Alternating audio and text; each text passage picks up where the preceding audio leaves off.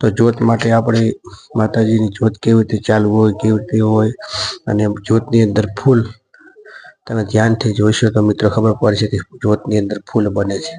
આ ફૂલ બને તો માતાજીનો સંકેત શું આપે છે કે માતાજી આપણા ઉપર આશીર્વાદ રૂપે માતાજી વિરાજમાન છે મિત્રો। એમાં અંદર આપણે વાઘનું, સિંહનું ગમે તે તમારા ચિત્ર પણ ધ્યાનથી જોશો દેખાશે મિત્રો।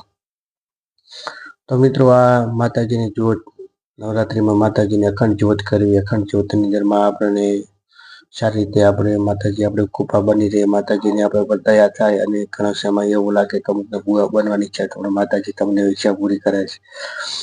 મિત્રો તો આ જ્યોત છે, જ્યોતની અંદર તમે ધ્યાનથી જોશો તો ફૂલ દેખાશે।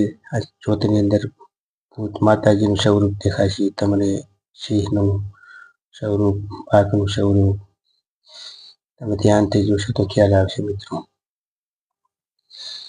મિત્રો આ જ્યોત અખંડ રહેવી જોઈએ 9 દિવસ, તો માતાજીની કૃપા આપણી માથે બની રહે છે। જો જ્યોત જામ થઈ જાય તો સમજાવ કે માતાજી આપણાથી રૂઠશે, પણ 9 દિવસ તો માતાજીની અખંડ જ્યોત રહેવી જોઈએ, અખંડ જ્યોત ચાલુ રાખવાની। અને અખંડ જ્યોતની અંદર મિત્રો માતાજીની જ્યોતને દિવેલ પૂરતું રહેવું પડે, ઘી પૂરતું રહેવું પડે આપણે। તો મિત્રો આ ધ્યાનથી જોજો, આ જ્યોત છે, જ્યોત માતાજીની માં ચામુંડાની જ્યોત ચાલુ છે।